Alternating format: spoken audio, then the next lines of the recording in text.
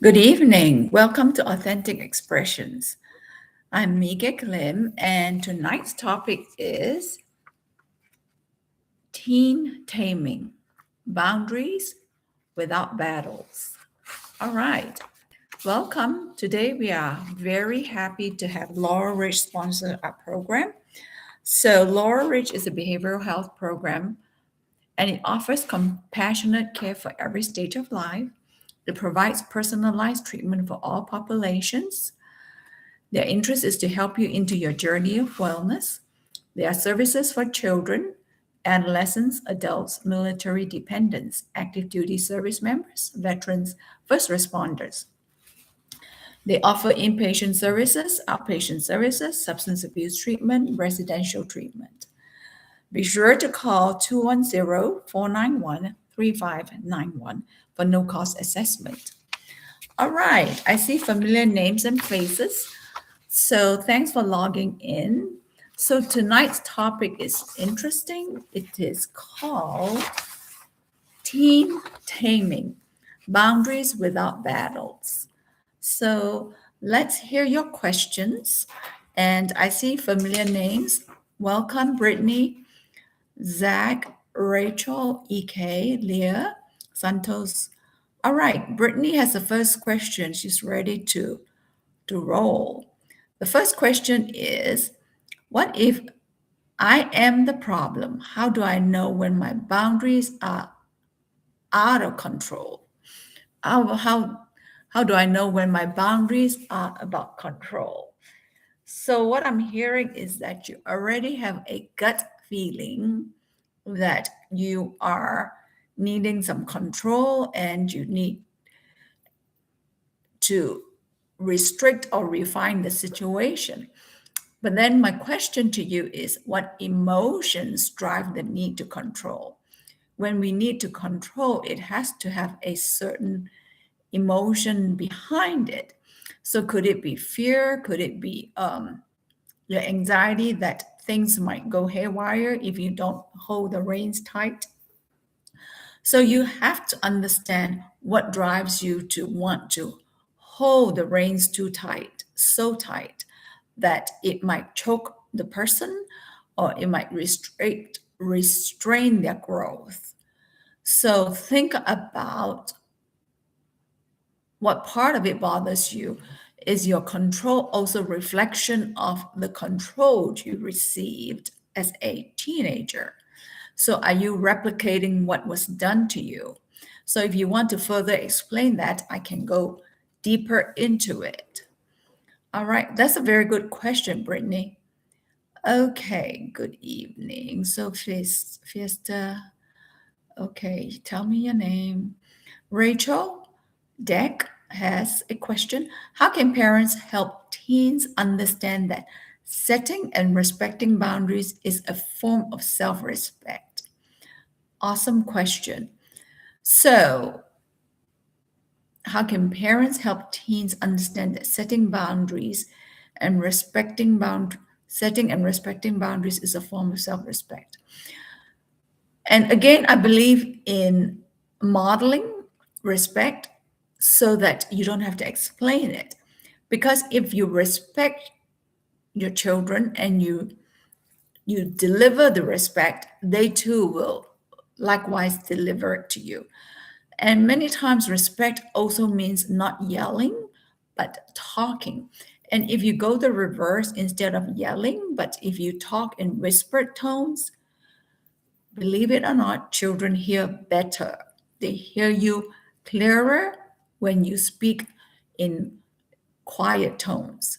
When you yell, for some reason, they turn off that dial switch. They don't hear you at all. So, so respect. Okay, let me dwell a little bit on that. So, in building respect with children and teens, try to focus on giving to them. Meaning, here, let me define that. As a parent, I believe it's very important to focus on the yes, to focus on giving in as much as possible. And I will qualify that. Yeah, yes, you can have that device and let's consider ways to save towards that. Yes, you can eat that. Let's do it after this time. So help them achieve whatever they want, and you want to build on negotiating with them. Even though the device is expensive, let's say it's a $200 device or some kind of a game. So, yeah, you can think about that. Give me a plan as to how you plan to reach the goal of purchasing that. So always try to say yes as much as possible because you respect their wishes. And then they come away thinking, okay, I have a plan. I have to come up with a plan. So when they feel respected, they feel motivated. So your job as a parent is to think about flipping it rather than talking to them about it. Act on how you show respect to them because that too will generate respect in return. So, okay, Brittany's follow up is yes, fear and anxiety for sure that causes you to hold your reins tighter. So, it might be easier to work on your anxiety and your fear, to talk about that rather than impose that fear and anxiety onto somebody else. In our society, we are trained that if we have fear and anxiety, we control the external. So, my suggestion is to think about addressing your fear and anxiety, looking at it, talking about it, dealing with it. What drives your fear? Is it fear that all hell might break loose? Is it fear that she may not know how to say no? She may not know how to take care of herself. Your child may not know how to do a certain thing. So it's important to have those dialogues about your fear, not so much about their behavior. So many times parents think that, okay, in setting boundaries, I have to say this and fix this issue. But children and teens hear you better when you talk about your own fear, when you talk about your own struggles. They're all ears when it's about you and what you have struggled with, not about what you have achieved, because they see that and they're intimidated already. So when you talk about your struggles, they get to see the other side of you and it motivates them to improve. Okay, Victoria, how do I stay rooted in boundaries without appearing to look selfish on my daughter? So let me do it again. How do I stay rooted in my boundaries without appearing to look selfish to my daughter? So I would like to break that down. How do you stay? So I'm hearing that you want to stay consistent and you want to come across as it's about her wishes, about your daughter's best interest, about her well-being. So how do you convey that? So that's what I'm digesting. So it is important to look at sharing your thoughts about what is behind your decision so that children understand what drives your decision. Many times parents give short answers in order to connect with our children. It's important to have answers that explain your thoughts and also questions to probe into their thoughts and their desires.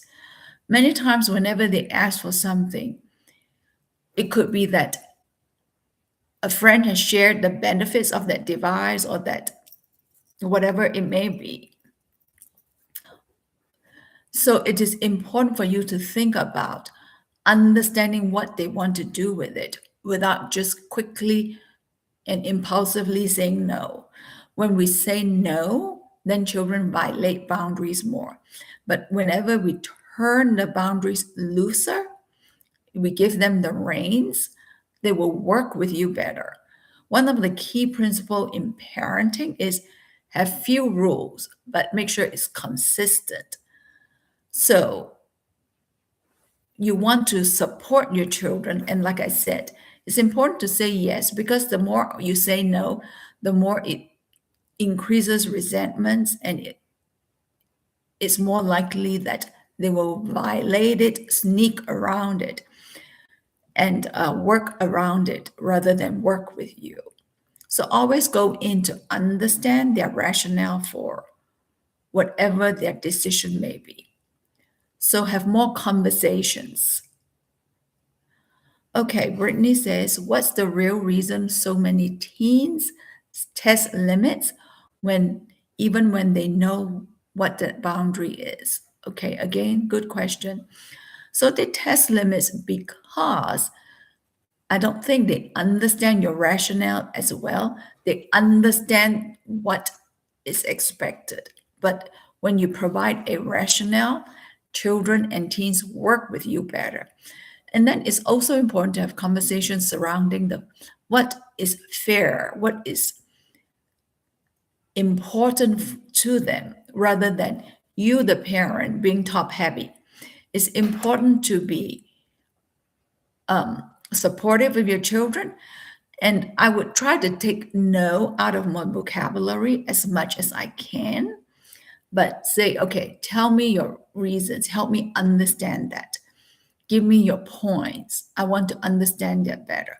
So then you come across as supportive and not the parent who's always, like doing the guillotine where you just slam the hammer on them or take away their privileges. So be slower to do that, but be quicker to understand what drives their interest, what drives their decision. So boundaries is not just always saying no. Boundaries is about understanding them, working with them, because the more you work with them, they too will work with you. So then there's less violation and there's less testing of it. So even in like curfew setting, I would ask them, what do you think is a fair limit? What do you think is a fair time? Homework time, what do you think is best for you? So focus on what is important for them. And then you have the executive power to say, I like your answer, but let's put an additional half an hour. Let's put an additional hour here and there. So you want to have negotiation skills. So negotiation is not just for work, it's for children. The the more you the earlier you start and the more you do with children, then too they will work with you. They will negotiate, they will come up with rationale. So you're teaching them critical thinking early in life. So always have them come up with options. The first thing that parents do these days is to take away their device, take away the things that hurt them. Well, that may help them restrain their behavior. But always ask children, what do you think are three options? Because this happened, what are some options to handle this? So you want to have them start to think about, this happened, so what are my options? And then you, as a parent, have the ability to have negotiation power, executive power to go, okay, of those three, I think this is the fairest. This is the one that I'm comfortable with. All right, Santos has a question. Do you think that teen misbehavior is sometimes a form of communication rather than defiance towards their parents or those in authority? Yes, yes, yes. Excellent point, Santos. Yes. Yes, teen misbehavior is a form of communication. Yes, it's a point of saying that, I'm not being heard. I want to be heard. I want some ability to have my voice be noted. Okay, Queen, what is a good approach when a teen is in therapy and you want to check on how they are doing? Climate check, not but not invade the therapy he has been receiving, building a trust through the process. Very good question. So one of the things as a parent, and or even if you're a clinician, it is important to bring the parent in the last 15, 20 minutes of the therapy session. So whenever I work with children or teens, I keep the parents, I inform the parents and then the child or the teen, I'm going to bring your parents in the last 15 minutes, and I would like for you to share with them what you're comfortable sharing. So you don't have to share everything, whatever you're comfortable sharing. And so whenever you bring the parent in, so you facilitate and you go, okay, share with your parents. And then you do the what else? What else do you want your parent to know? Anything else? What else do you want your parent to understand? And at that point, it's the parent's job to listen, to understand, not listen to rebuttal. So if, as a clinician, the parents start to rebuttal, remind them at this point, it is about listening to understand. At a different time, I would like to hear your concern. So you want to listen to understand. So bring a parent in. And if your parents suggest that, you would like to sit in the last 15, 20 minutes. Okay, Santos goes, can boundaries be adjusted as teens mature and demonstrate responsibility? Certainly, yes. And the older your children, your teens get, there should be less boundaries. And I think that it is very important for you to have the teen, as they show responsibility, accountability, to ask them to share with you what is fair, what's going to be best for them. So don't think about boundaries as the things parents set. It is very important to ask your children what is fair, what is workable, so that they will work with you. Because the more responsibility you put into their plate, then they will work and they will be more likely to follow through when it comes from them. Okay, EK goes, how can you support your children's autonomy in choosing friendships if you believe that those relationships may lead to destructive behaviors? Very good question. Yes, this is a concern many parents have. So, again, when you see them hanging out with friends that are probably not in their best interest, rather than complaining about their friend, you don't want to do that, because the moment you complain about their friend, they will protect their friend and they will fight to the bitter end for their friend. So I would go in to understand. You seem to be hanging out with Sam a lot. Tell me more about that. What tell me more about the friendship that is important to you.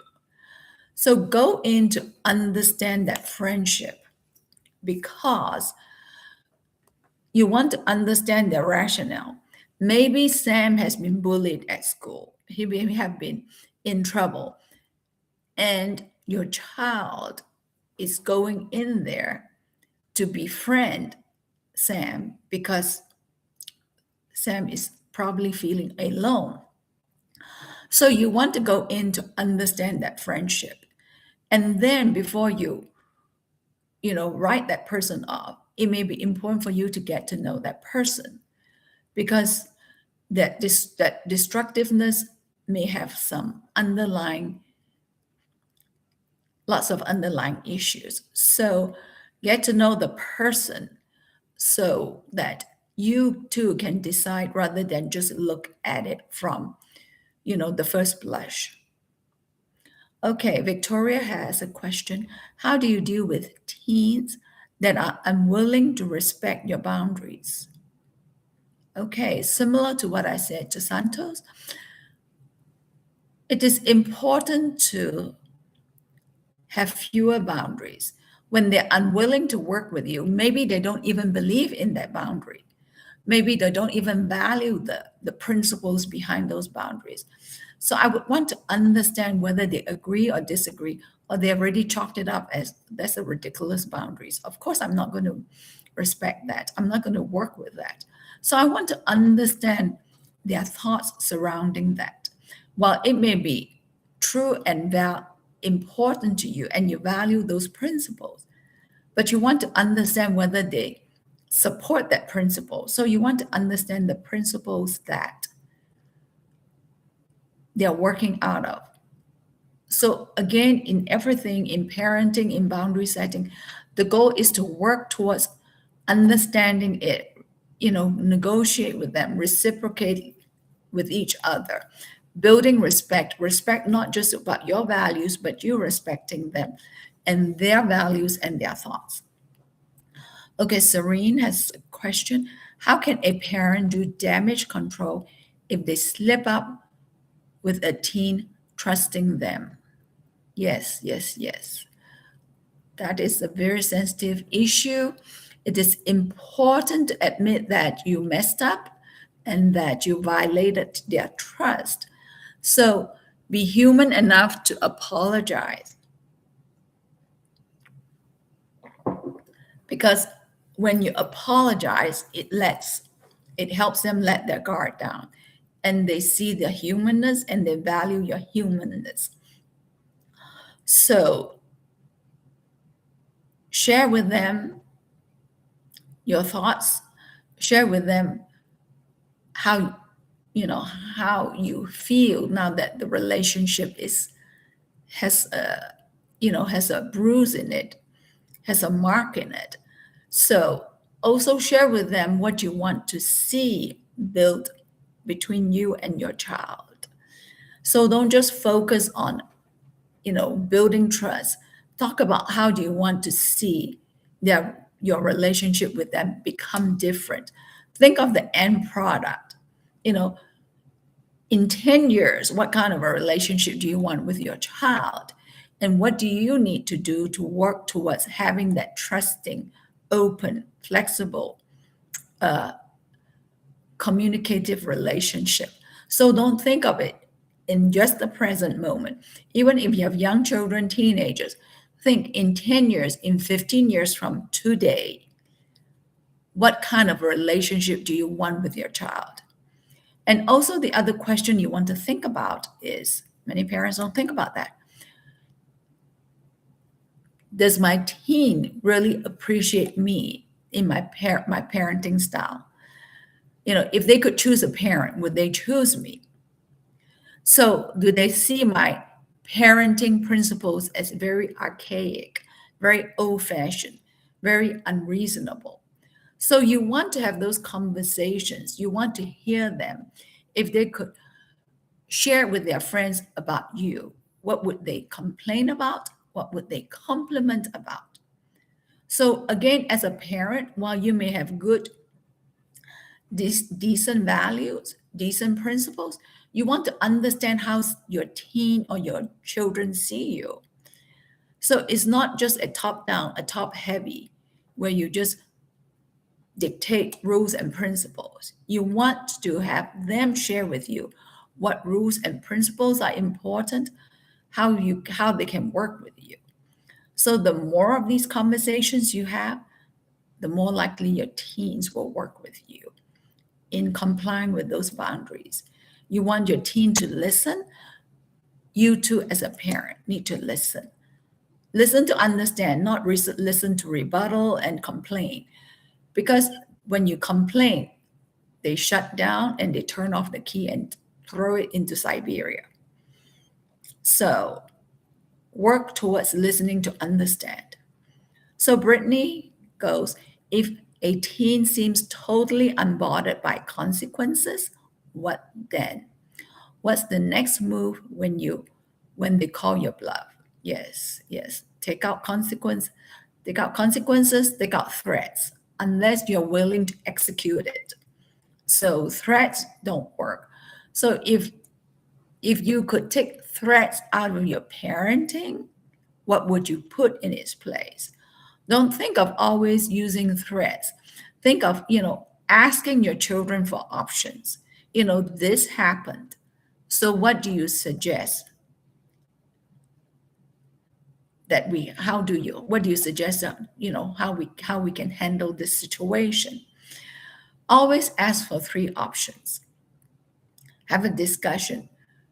And then many times parents don't think, okay, this happened, I'm going to take away the thing that hurts the most. Well, that's the easy way out. So think about, have you considered asking your teen to write, an essay of a 4 point thing, a 5 point thing about why it's important that we follow this principle? They violated this principle, they violated this. So tell me more about how the violation impacts your relationship with them. So think of different ways to address it rather than do what is easy and convenient. The more you take away the devices, they'll sneak around, go to the back door, go to the dark alley, to go find a way to work around it. Then you have to kind of squirrel along those principles. So think of creative ways to discipline rather than just set boundaries. So it's important to think about working towards something rather than just executing a boundary. All right, Brittany Berry. As my teen 14-year-old grows into his independence, how do I start to let go of him, letting him learn on his own without feeling anxious? Yes. As similarly, like all parents, it's all knotted up. We all have knots because we fear that things will happen or we fear that they might make the wrong move. So, in order to let go, it's important as a parent to start helping them make decisions, even in their young age. It starts when they are young children. Have them make decisions surrounding their food, surrounding their clothes they wear, surrounding their allowance, surrounding their time, how they do that, when they do their homework. So when you start giving them choices, then you can help negotiate it with it. You know, so you want this device, and if your child is 10 years old, it's a $50 device. So have them think about ways to put money, their allowance money aside so that they start to plan for it. So when you start to help them make decisions early in life, then when they turn 14, 15, 17, then they already have some roots, some training in doing decisions. And sometimes your job is to guide them, but sometimes you also have to give them room to falter so that they can learn from their own mistakes. And always in part of the discipline, think about, so what did you learn? So this happened. What did you learn? How would you do it differently? So have those conversations. All right, our time is almost up. So Leah goes, how do you talk or guide a teen whose parents aren't invested in their lives? Yes, that's pretty heavy. And as a friend or as a clinician, it's important to listen to them, to share a listening ear, because when you show interest in them, you can serve as a surrogate parent. So it's very important to them. So you don't have to advise them, but be there to support them and to understand them. Okay, Kevin goes, how do you break through when a parent and the child are both entrenched in their belief and are unwilling to compromise? Awesome question. So instead of solving it, I would think of listening to it. And I think I need to understand more about that in order to give you a detailed response. So many times when you're in a deadlock and nobody is budging or moving, I would step away. I would go, okay, why am I so invested in this principle? What is a different principle I can bring to the table? So is there some emotional charge that drives this decision? So I would examine my own principles and beliefs. and step back if I can. Okay, I am going to close with a closing quote, one or two, because this has helped me a lot in understanding, in working with parents, and in understanding the impact, the footprints we leave in the lives of our children. Charles Swindoll says, each day of our lives, we make deposits in the memory banks of our children. So, what deposit are you making in your children's memory bank? So, my hope is that you can continue to make connecting relationships, work to collaborate, work to compromise, and work to be compassionate towards your team. When you show those traits, they too will work with you. So, thank you for these awesome questions. You have been very dynamic, interactive today. So, I appreciate your time. So, next week, guess what?